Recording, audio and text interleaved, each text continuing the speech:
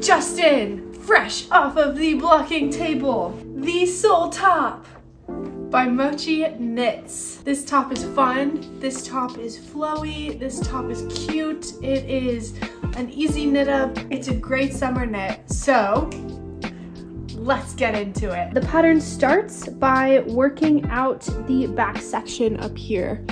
It is a really nice cast on, then you just knit and purl, knit and purl. You have this entire back section and then you attach the shoulder and knit this down. As you are knitting on this inseam right here, you see it comes in to a little swoop.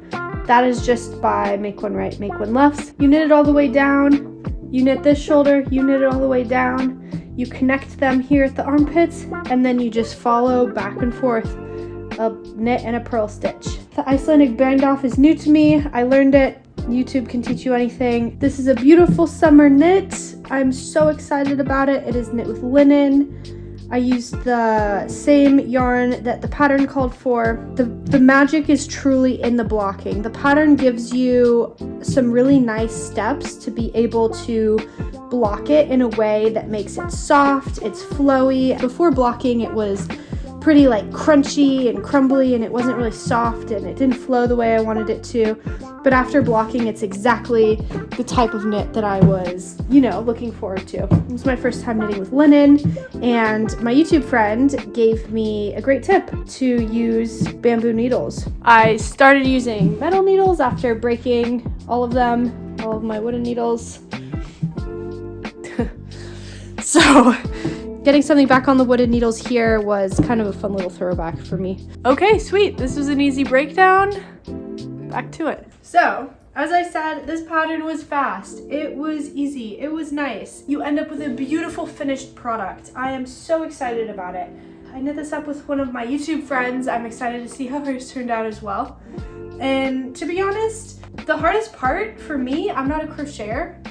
The hardest part for me was crocheting these little ties. It calls for a chain stitch, which I'm sure is the most basic foundation for crochet. It's almost just like casting on your knitting needles, but just the crochet version.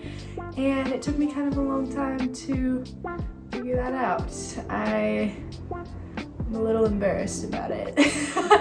But whatever. The second hardest part of this knit for me was right after I'd finished the first shoulder, I got a pretty serious concussion. I was in a surfing accident where I got a fractured skull. I got this sick new scar from some stitches in my face.